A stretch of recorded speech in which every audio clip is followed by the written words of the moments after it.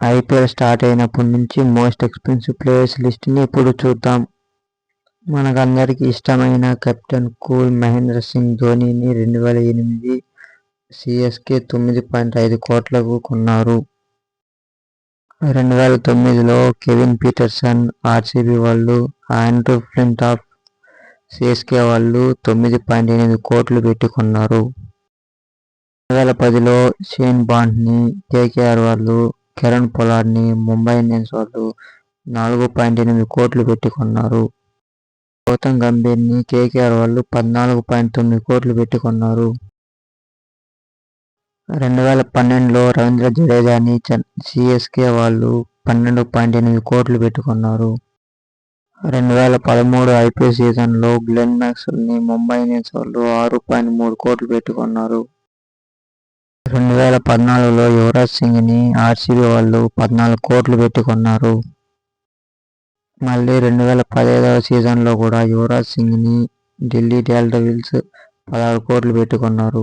2016లో Shane వాట్సన్ని RCB వాళ్ళు 9.5 కోట్లు పెట్టి కొన్నారు. 2017లో బెన్ స్టోక్స్ని రైజింగ్ పుణె సూపర్ జెయింట్స్ వాళ్ళు 14.5 కోట్లు పెట్టి కొన్నారు. మళ్ళీ బెన్ స్టోక్స్ని ఆర్ఆర్ వాళ్ళు 12.5 కోట్లు పెట్టి 2018లో కొన్నారు. 2019లో ఆర్ఆర్ వాళ్ళు జయదేవ్ ఉనద్కట్ని, పంజాబ్ వాళ్ళు వరుణ్ చక్రవర్తిని 8.4 కోట్లకు కొన్నారు. 2020 ఐపీఎల్ సీజన్లో ప్యాట్ కమిన్స్ని కేకేఆర్ వాళ్ళు 15.5 కోట్లు పెట్టి కొన్నారు.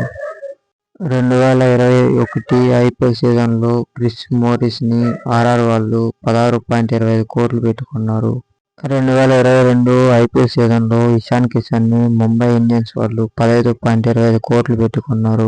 2023 ఐపీఎల్ సీజన్లో శామ్ కర్రన్ని 18.5 కోట్లు పెట్టి పంజాబ్ కింగ్స్ కొనుక్కున్నారు. 2024 ఐపీఎల్ సీజన్లో మిచెల్ స్టార్క్ని 24.75 కోట్లు పెట్టి కేకేఆర్ వాళ్ళు కొనుక్కున్నారు. 2025 సీజన్లో రిషబ్ పంత్ని లక్నో సూపర్ జెయింట్స్ వాళ్ళు 27 కోట్లు పెట్టి కొన్నారు. 2026 ఐపీఎల్ ఆక్షన్లో ఎవరు ఎక్కువ ధర పలుకుతారో కామెంట్ చేయండి. లైక్ చేసి సబ్స్క్రైబ్ చేసుకోండి. Thank you for watching. Have a good day.